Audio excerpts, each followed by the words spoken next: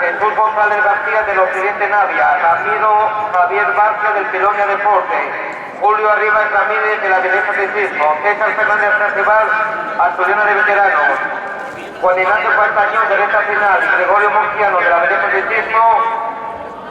Todos los atletas participantes de la prueba de 1500 veteranos se sitúen en zona de podio.